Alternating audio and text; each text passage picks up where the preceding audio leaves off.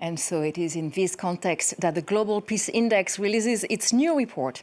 It finds, unsurprisingly, that the world has become less peaceful for the 13th time in the last 17 years. And Sub-Saharan Africa stands at the epicenter of that decline. From Sudan to the Sahel, more conflicts, more militarization, and fewer resources for peace building. So what's behind this trend and what can be done to reverse it? So to help us unpack the findings, we're joined by Thomas Morgan. He's the Chief Research Officer at the Institute for Economic and Peace. Welcome, Mr. Morgan. So you measured 163 countries according to their level of peacefulness. So no surprise, we find countries like Mali, Sudan, South Sudan, and the DRC in the red. So tell us, how do you assess the level of peacefulness?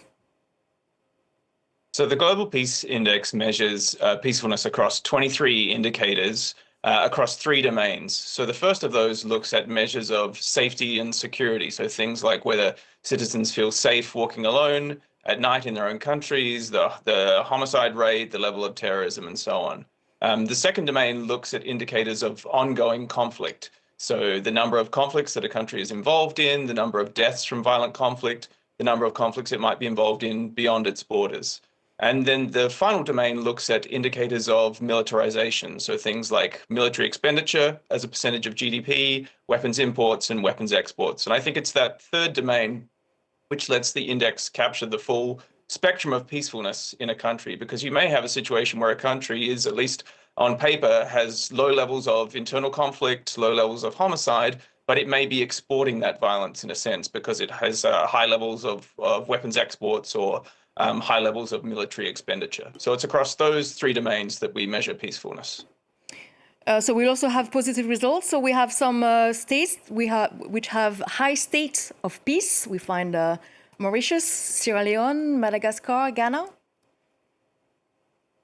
That's correct. And in fact, Sierra Leone there is a good example of a country which has very low levels of militarization. So if you look at indicators related to weapons exports, Sierra Leone has the best possible score there, very low levels of weapons imports. And as for military expenditure as a percentage of GDP, it's less than 0.5% of GDP compared to the global average, which is over 2%.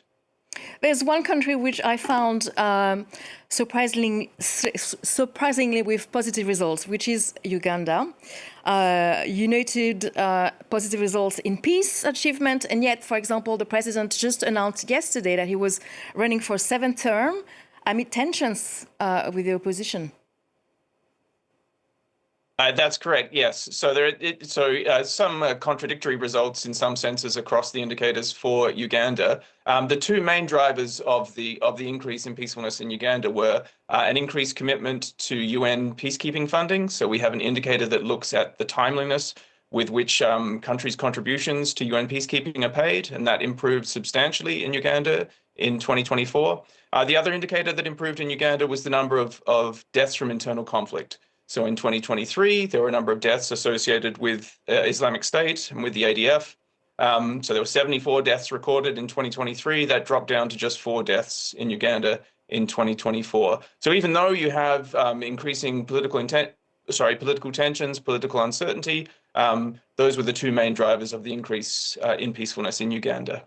Do you offer some kind of perspective or a roadmap for those countries to boost positive peace in their country?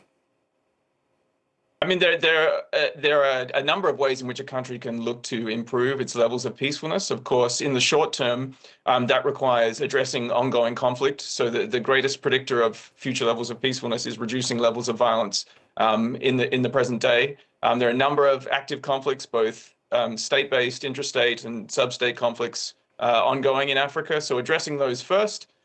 That's the best step to ensuring peace in the short term. When it comes to long-term guarantees of peacefulness, you need to look at those factors of positive peace which help build and maintain peaceful societies. So they're things like increasing economic development, better respect for the rights of others, having a sound business environment, and also the free flow of information. So there are a number of different factors which contribute to building peaceful societies in the longer term. So obviously global attention is now focused on crises like Ukraine and the Middle East. Should the international community recalibrate priorities to help? Yes, so there has been a great deal of attention paid to conflicts ongoing, of course, in Ukraine and in Gaza as well, and of course in the past few days in Iran. I think that the level of attention that's paid there is appropriate, but perhaps there needs to be more attention paid to ongoing conflicts in Africa in particular. We have a piece of analysis in the report that looks at the level of media attention that's paid to conflicts of varying types in varying regions. And we find that when you look at conflicts with high levels of civilian casualties, conflicts that take place in countries with lower levels of economic development routinely receive sometimes 100 times less coverage in the media than high-profile conflicts like Ukraine, like Gaza. So I think there's definitely more attention that needs to be paid to the levels of ongoing conflict in Africa. And I'm guessing a main element to incite countries to boost peace is the impact on economy. Yes, that's correct. So every year we look at the total economic impact of violence to the global economy. We found that in the last year that was now approaching almost $20 trillion in PPP terms. By far the greatest contributor to the economic impact of violence is military expenditure and internal security spending. But there are a number of other things which can contribute to that economic impact of violence. So lost working days, lost productivity from homicide, just the sheer impact of conflict on a country's economy. So this is, yes, indeed, one of the main consequences of this lack of peacefulness is a fall in economic activity.